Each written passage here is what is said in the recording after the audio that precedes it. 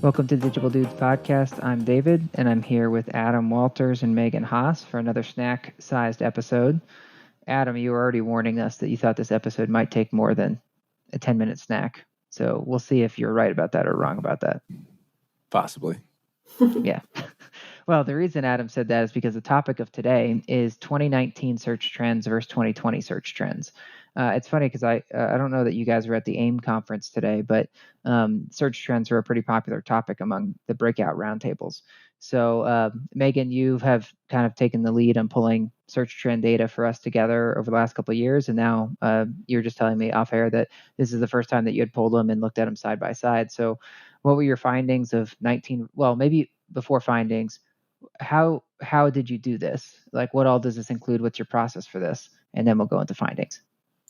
Yeah, so this basically is just pulling data from Google Ads in terms of performance metrics like CPC, click-through rate, and cost, all that sort of stuff. And then we mesh that with some data that we can pull from Google Analytics and our call tracking sources in terms of conversion. So then we can look at CPL, conversion rate, that sort of stuff, which was very interesting for 2020, I'll say, since we switched call tracking providers almost halfway through the year. So it was a little bit of meshing up different data sources. But really it's just pulling data straight from the source in Google Ads and then making sure we're looking at that compared to our call tracking data as well. Cool. So this is really like our internal data of what we saw across the year. Is there anything, Adam, that you guys would have rolled out throughout 19 or 20 that you think would have had a major impact on what Megan pulled together? Like, I think about how there's like the Search Panda update or something. Like, is there a Digible update that would have happened anytime here we should be aware of? Nothing major, like Megan mentioned. We switched call tracking providers, but that was, only like a month transition. And I think compared to 2019, I feel like we were changing stuff all the time. So I feel like it's net neutral. Like we're always adding new stuff and doing new things. So I think it's pretty even year over year. Yeah, all the basic stuff remains the same because it looks like what you guys were tracking was CTR, CPC, leads, things like that. So really, I think the only major change we had in 2020 was rolling out dynamic ads in our search campaigns. We did kind of add that standard across our accounts, which did help increase click-through rate, but really shouldn't make any major change compared to 2019. Cool.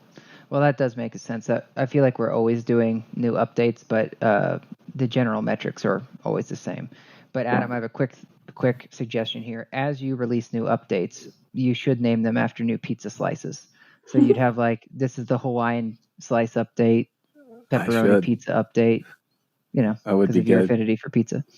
It was either that or I would do them after something Jimmy Buffett related. Yeah. Well, by the way, different frozen cocktails, maybe. This is the pina colada update. I could not get over it when on Monday you knew my song choice, Johnny Horton. I tell you, I was making lunch later that day, and I was just tickled. I was like, I cannot believe Adam got Johnny Horton because he's one of my favorites. And then I was just so pleased that you said he was on your Spotify. So yeah. I got two of his songs at least on there, but yeah. All right, Megan. So now we know your methodology. You pulled our internal data. So in 19, that would have been, I don't know, 400 or 500 accounts or something. And then it would have grown in 20. So quite a bit of data, just about all over the country. But what were your findings when you look at it from a macro perspective? Yeah, so right off the bat, the way we have this format, it's color-coded, so it's kind of in a heat map. You can see trends for these different metrics that we're looking at. In 2019, it's pretty obvious. You can see like everything's in green, more or less May through August. So that peak leasing season, we're seeing some really good, efficient metrics. And then you can kind of just see really clear trends throughout the year. And then in 2020, that is definitely not the case. The colors are a bit all over the place. And then when you think about relating it back to COVID-19 and when that really hit and a lot of changes that happened throughout 2020, it more or less makes sense. But taking a high level view, 2019 and 2020 are very, very different.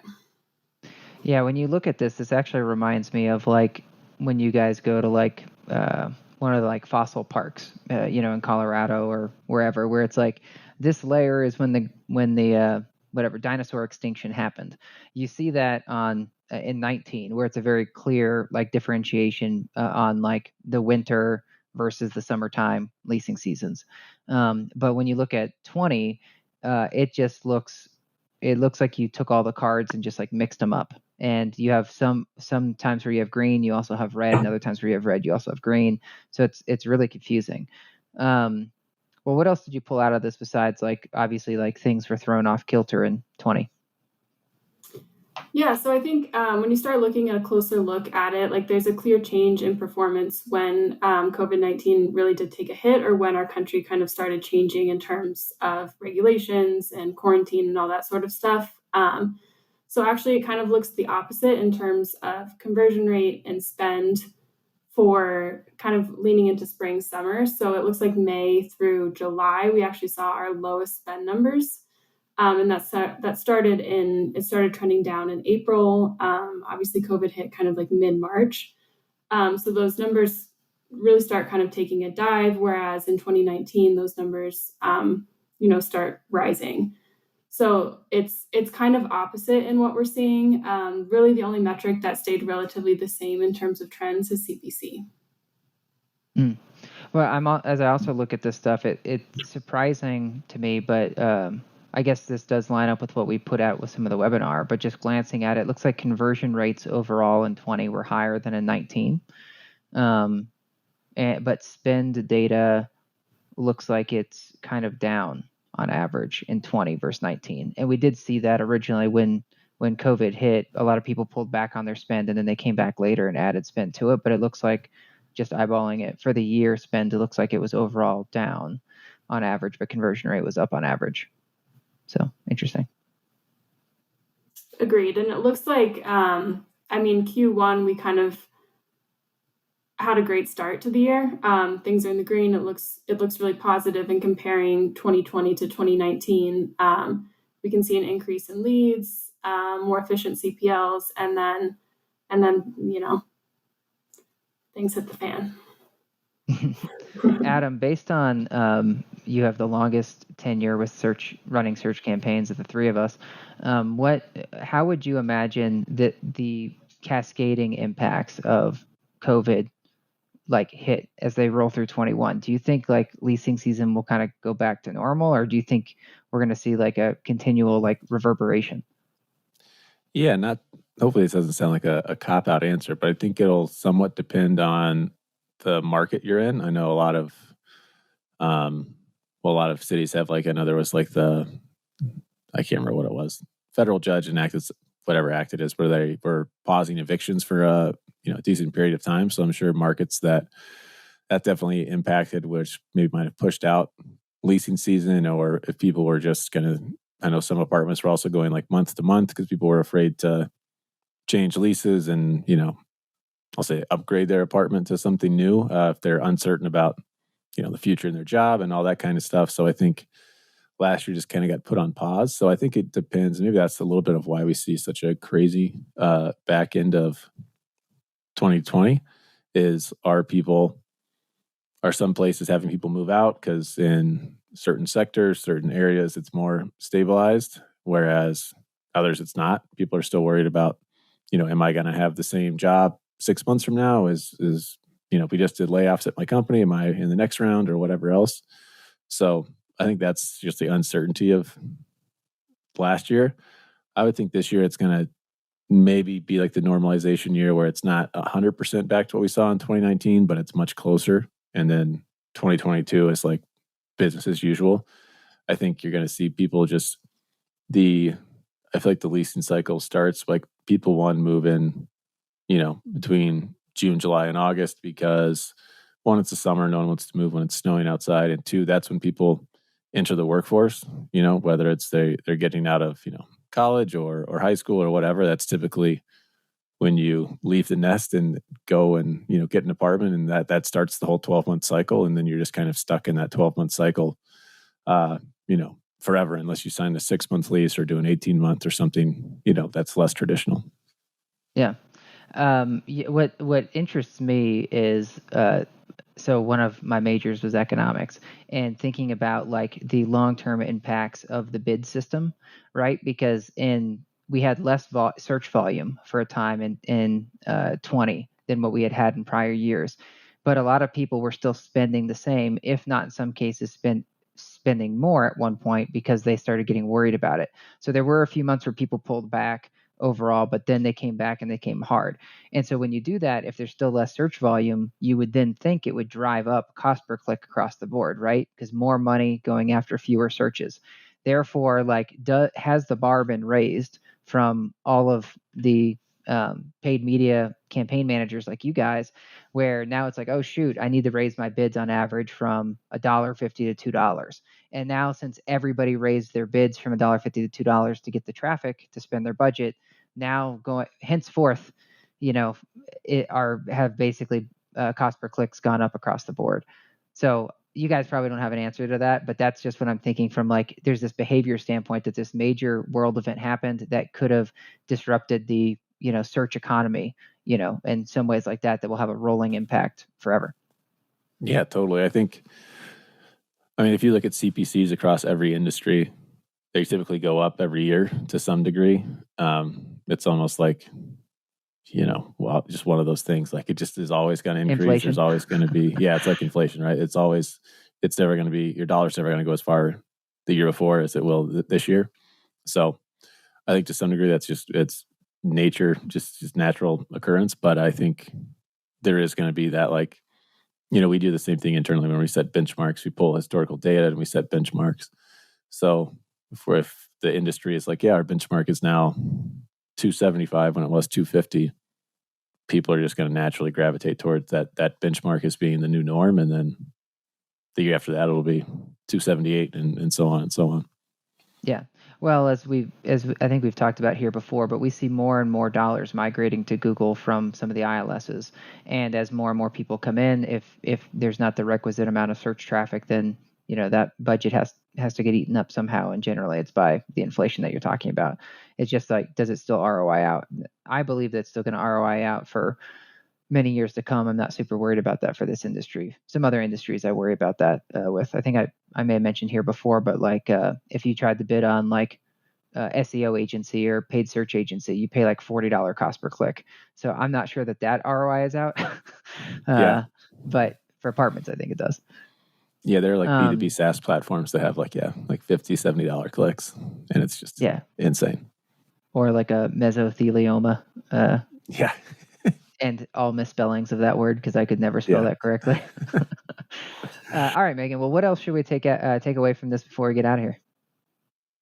Yeah, I mean, one other thing just to kind of tack on to your guys' conversation is, I think this is overall like the overarching data that we found throughout the US, but there's going to be a lot of market-specific changes, especially in big metro areas. So that'll be one thing to keep an eye on throughout this next year and kind of see what trends, do things change in the latter half as people are more vaccinated and people are excited to get back in the big city life, or what differences do we really see there? Yeah. Well, hopefully seems like things are going back to, if you will, quote, normal, right? I still think there's going to be an impact, like the transitional impact of people away from some of the markets that they were moving to before versus now what's happened. I don't know about you guys, but Nicole and I were just refinancing the house because we had to, we just wanted to lower our interest rates since interest rates are so low. And holy cow, like, we were like, oh, I think our house has appreciated X amount according to Zillow. But when the appraiser came back, he was like 12% over what Zillow had even thought. So like overall, like our house is like 50% higher than when we bought the thing. But it's because we live in the boonies, in the mountains, and everybody wants to move to the boony mountains, basically, right? Yep. Denver real estate in general right now is just insane with that. Same thing. People are leaving San Francisco because, Google's going to work remote. So they want to come here or Austin or those kind of places. I was also going to say, like, that would have been, if we were getting like paid for ads, that would have been a perfect ad plug. So we were actually just refinancing our house through, Jim Bob's financing. Yeah. That is a nice ad plug. That would have been a perfect plug. One day, Adam. One day we'll sell out and start running ads. Yeah. All right. Well, anything else from the two of you? No, I think my last, closing thought is just be careful when you're looking at like year-over-year data in 2021. just because 2020 was, somewhat of an abnormality. So just be careful when you look at that and try to take into account how different it was from 2019. Yeah, I think everyone's going to start to get really nauseated by people being like, but 2020, or like, but it's, it's just how like oftentimes you'll hear like, oh, but tracking is messed up or whatever. It's like there's always something where it's like, good gosh. And one final thing, in the AIM sessions that I was in, there's one of them that was about like multi-touch attribution and all this stuff. And I feel like, did AIM or whatever existed at the time, were they having conversations about multi-touch back before digital existed? Were they like, well, the direct mailer plus my newspaper ad and the apartment guide? Or is this something that we've basically inflicted upon ourselves? Because you wouldn't have had good attribution back with then when you have like 3 different like hard, newspaper lead sources. So I feel like we're kind of doing digital as a industry is kind of doing damage to ourselves by trying to say, hey, it's theoretically possible, but no one's figured it out. And so now we're all going to get cranky about it. Yeah, that's a fair point. No one's like, hey, my billboard or my, my bus stop ad, I launched that and everyone came in and leased apartments. I feel like it's this myth where it's like, because like with TV advertisement or whatever, it's like, yeah, we think directionally it has done something, but you just kind of guess. Like there's not like some super hardcore data for most folks. And even when there is, it's pretty holy. So all I'm saying is like, I feel like the internet has caused this one myth to happen and we're all like buying into it because we keep talking about it. Instead, we need to be like, hey, why aren't we happy about the things we can track and stop whining about the stuff that's still broken? So maybe I'm a little too harsh. All right, guys. Well, thanks for the info today, and we'll catch you next time. Sounds good. Thanks.